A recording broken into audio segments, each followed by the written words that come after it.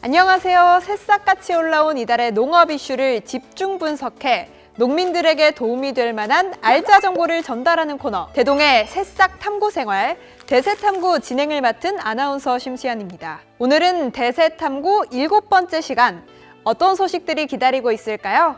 이번 대새탐구에서 선정한 이슈는 바로 이 세 가지입니다.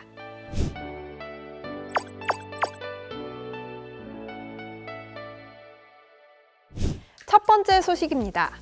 2024년 농업 분야 살림살이가 확정됐습니다. 총 예산 18조 3천억 원. 이는 국가 총 지출 증가율인 2.8%보다 2배나 높은 수준인 5.6%를 기록한 건데요.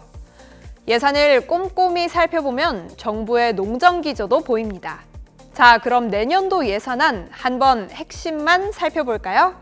정부는 먼저 농가 소득 그리고 경영 안전망에 집중했습니다.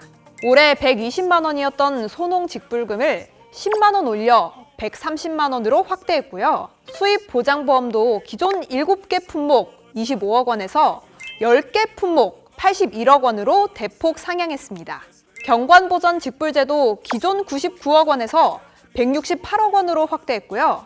탄소중립 프로그램에 90억 원, 농지 이양 은퇴 직불제에 126억 원 배정으로 농가의 소득 안정 그리고 탄소 중립을 위한 역할도 강화했습니다. 이번 예산안에서 정부는 곡물 자급률 향상에 특히 신경을 많이 썼습니다. 전략 작물 중 하나죠. 논콩과 가루쌀, 이 작물에 올해 1헥타르당 100만 원의 전략 작물 직불금을 지급했다면 내년에는 2배인 200만 원을 지급합니다. 전략 작물 재배 면적도 당초 12만 7천 헥타르에서 15만 7천 헥타르로 크게 늘어납니다. 전략작물 산업화를 위한 예산도 늘렸는데요. 223억 원에서 437억 원으로 대폭 상향 조정됐습니다. 특히 정부 양곡 매입량을 크게 확대했습니다. 당초 40만 톤을 매입했는데 내년에는 45만 톤, 1조 7,124억 원을 투입해 적극적인 수급 안정 대책을 꾀한다는 보관입니다. 올해는 이상기후로 농업 분야 피해가 막심했는데요. 이에 대한 대응 역량 강화에도 많은 예산이 배정됐습니다. 우선 노후 수리시설 개보수에 6,132억 원, 저수지 퇴적토 준설 430억 원, 배수시설 확충 4,535억 원 등을 배정하면서 자연재해 대응력을 대폭 높였습니다. 농작물 재배보험도 기존 70개 품목 4,686억 원에서 73개 품목 5,126억 원으로 확대했고 재해 대책비도 올해보다 1,000억 원 늘린 3,000억 원으로 증액, 재해 피해 시 농가 지원을 강화했습니다. 농업의 미래, 청년 농업인을 위한 예산은 어떻게 늘어났을까요? 청년 농업인 영농 정착 지원 대상을 기존 4,000명에서 5,000명으로 확대했고요. 비축농지 매입 금액도 7,650억 원에서 1조 700억 원으로 대폭 늘렸습니다. 청년 창업형 스마트 농업단지도 내년에는 2개를 신규로 개설해 300억 원의 예산을 투입, 청년 창업 지원을 강화한다는 방침입니다. 이 밖에도 농식품부의 슈퍼 예산이 우리 농업 곳곳 적재적소에 쓰여집니다. 내년에야말로 우리 농업에 활력을 불어넣을 수 있기를 기대해봅니다. 자, 그럼 두 번째 이슈 살펴볼까요? 올해 농민들에게 대규모 피해를 안겼던 홍명 나방에 대한 이야기입니다. 올해 풍년으로 쏠쏠한 소득을 기대했던 농가들에게는 청천벽력과도 같은 소식인데요. 날씨가 변덕스럽게 변하자 기존에 창궐하지 않던 홍명 나방이 기승을 부렸습니다. 올해 비가 많이 왔고 또 폭염이 반복됐잖아요. 홍명 나방은 질소를 좋아하는데 이 장맛비가 대기 속 질소와 함께 떨어져 땅의 질소 함량을 풍부하게 했고 약재를 뿌려도 빗물에 씻겨 내려가는 등 나방 창궐에 좋은 환경이 조성됐기 때문이라는 게 전문가들의 의견입니다. 중국에서 유입된 나방이 서해안 벨트를 중심으로 빠르게 퍼져나가고 있는 상황입니다. 농민들은 약재를 아무리 뿌려도 소용이 없다고 하소연하는데요. 이 홍명나방이라는 해충은 볏잎을 세로로 똘똘 말아 그 안에 알을 낳고 알에서 태어난 유충이 잎을 갉아먹는 습성을 보이기 때문입니다. 심할 경우 잎은 표피만 남고 하얗게 변해 작물 생산에 큰 영향을 주기도 하고요. 수도작의 경우 출수 불량, 등숙기 지연 등으로 수확량이 크게 떨어질 수 있어 농가들의 걱정이 이만저만이 아닙니다. 그렇다면 피해를 예방할 방법 궁금하시죠?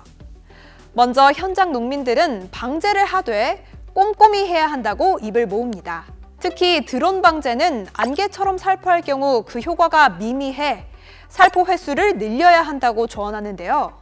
드론 방제를 하되 느리고 천천히 하면서 약재가 충분히 벼잎에 도포될 수 있도록 해야 한다는 겁니다.